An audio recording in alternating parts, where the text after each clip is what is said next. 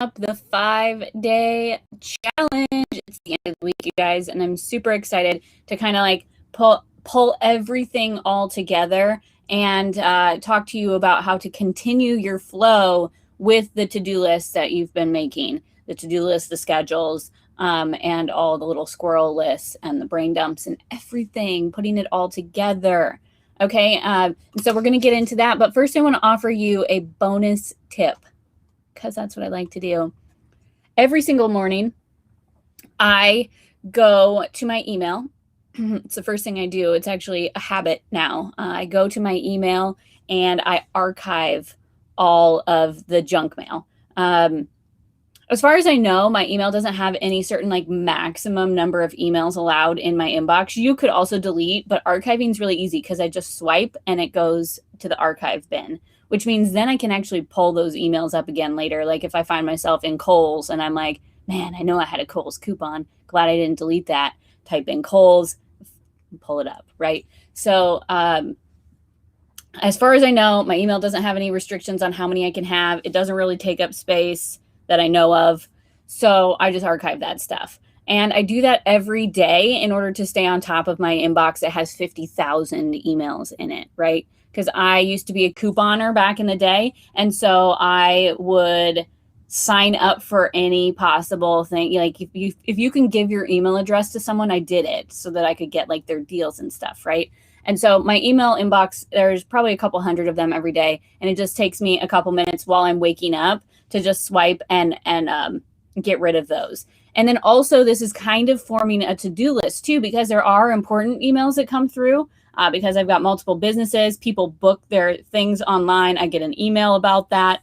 My team members send me emails as well. And so it gives me kind of a to-do list so that when I go back to that email later on and I see only the important ones, I can add those to my list. So that's just an extra bonus side note organizational thing that you could try as well.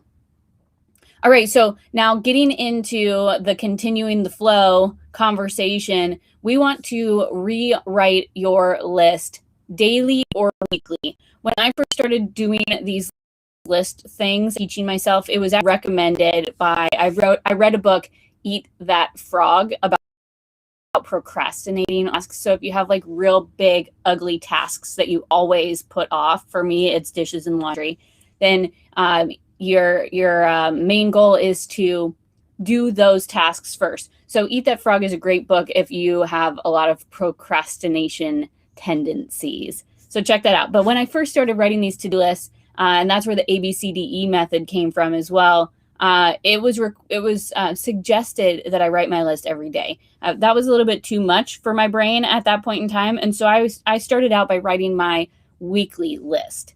And like I showed you yesterday in my planner, it was just a big weekly list. And I would kind of like side note over here, a little squirrel list on the things that were priorities for the day, right?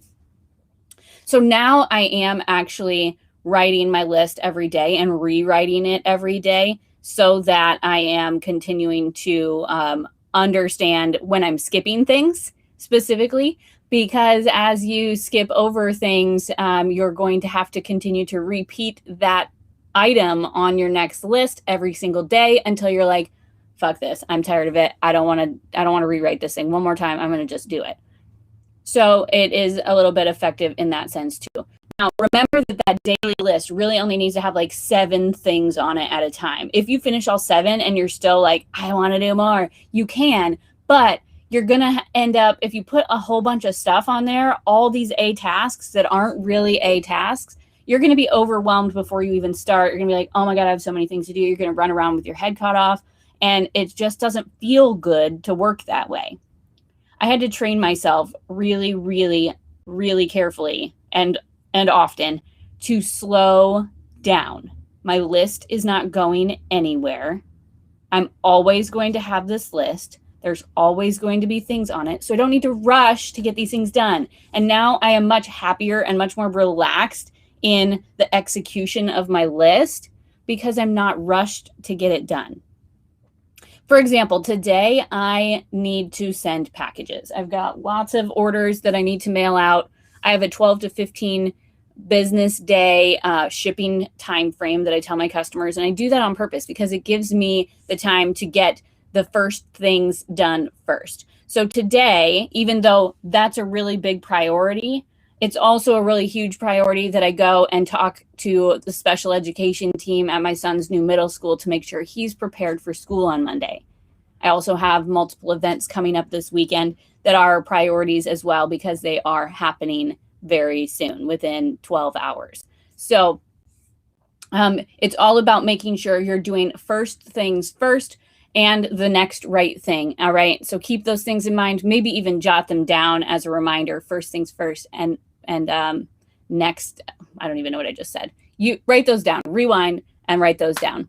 So go ahead and let me know in the comments. This is going to be your challenge for the day. I just want to know what you found the most valuable this week in our 5-day challenge and what you're taking away from this, how you feel in general. Just tell me what you've gathered here from this. And I hope you have gathered at least one thing of valuable information.